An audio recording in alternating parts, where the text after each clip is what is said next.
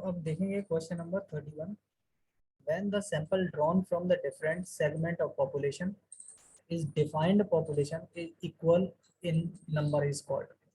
अभी आप देखो ये कह रहा है, दो चीजें इसमें साफ की हैं, डिफरेंट सेगमेंट्स की बात की है एक तो, और डेफिनेट प्रोपोर्शन और इक्वल प्रोपोर्शन। डेफिनेट प्रोपोर्शन और equal proportion.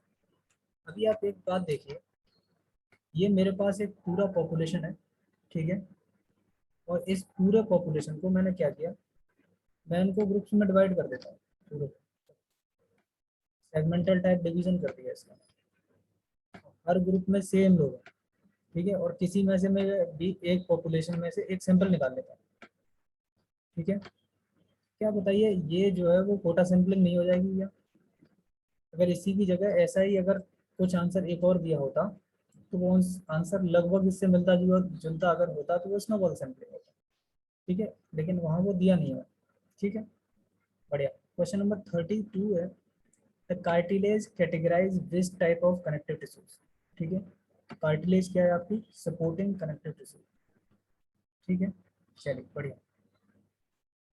The development of solid foundation reliable knowledge typically build from this type of research. अभी देखिए, सॉलिड नॉलेज, बेसिक नॉलेज, जो डेप्थ इन डेप्थ नॉलेज, ये सारी की सारी किससे आती हैं? बेसिक रिसर्च, ठीक है। Which is not the fundamental rule of scientific principle. Scientific principles का फंडामेंटल रूल क्या नहीं? ठीक है, science not rule the thumb, maximum output not restricted, cooperation not maintain. ये तो सारी, मतलब अब ये जो आंसर हो जाएगा वो आपका करेक्ट हो जाएगा। देखिए इसमें क्या करा है, हार्मोनी नॉट डिस्क्रीटेड।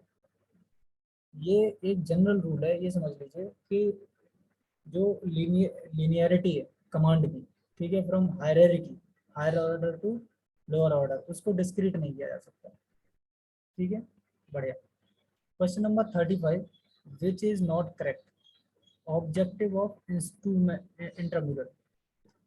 तो आप देखेंगे इसमें, to provide the fertile ground for performance of excellence, ये बात भी सही होगी, ठीक है। To serve as the stepping stones for the extramural, ये भी बात सही है। टू स्क्रीन द टैलेंट, ये भी बात सही है। ये देखिए ये क्या कह रहा है, नॉट करेक्ट। नॉट करेक्ट इसमें से क्या हो जाएगा? To offer the opportunity for all.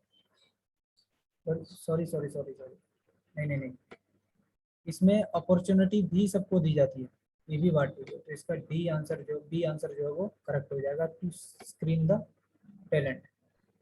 हम करते हैं लेकिन बहुत बड़े लेवल पे हम लोग यहाँ पे नहीं करते हैं। हमारा जो मेन उद्देश्य रहता है यहाँ पे, वो क्या रहता है? मेन उद्देश्य जो रहता है वो ये रहता है कि हम बच्चे को, ज़्यादा से ज़्यादा बच्चे को अपॉर्चुनिटी दें, मतलब खिलाएं। एक तरह से स्टेपिंग स्टोन भी बोल सकते हैं। एक्स्ट्राम्यूरल प्रोग्राम्स के लिए भी हम इंट्राम्यूरल प्रोग्राम में बच्चों को कर सकते हैं, तैयार कर सकते हैं, क्या करते हैं, ठीक है। To provide the fertile ground for fertile performance and sports excellence. तो इसमें से अगर आप देखें, या तो आंसर ये सही होगा, कौन सा वाला आपका? बी सही, या फिर इसमें से आंसर सी सही होगा। अब ये डिपेंड करता है कि जिस टीचर ने इस क्वेश्चन को रखा है वो किस कॉन्टेक्स्ट में रखा है, ठीक है। लेकिन मोर चांसेस क्या है आपकी? सी के सही होने के ज़्यादा चांसेस क्या?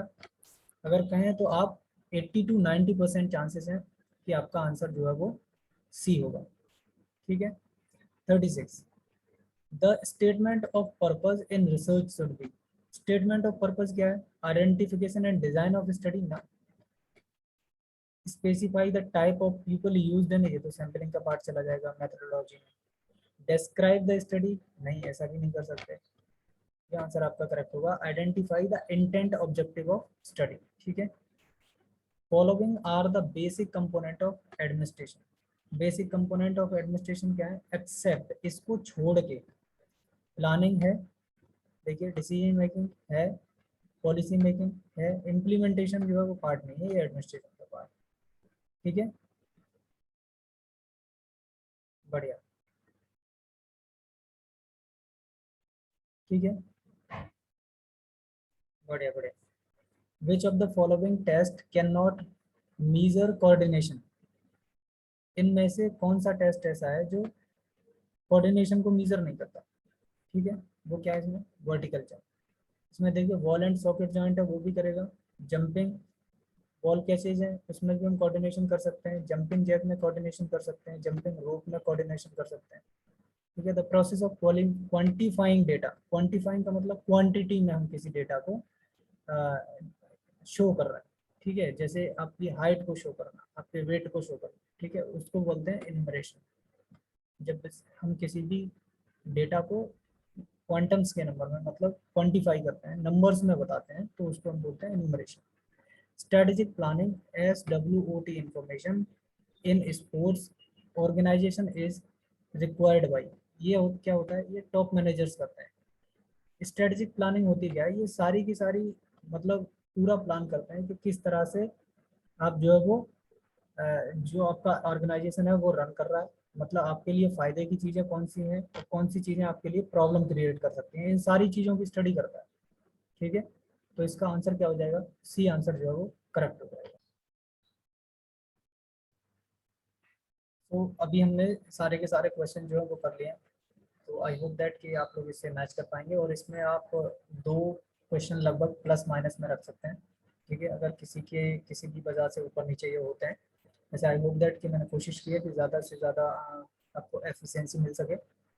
चलिए मिलते हैं अगली क्लास में, तब तक के लिए नमस्ते।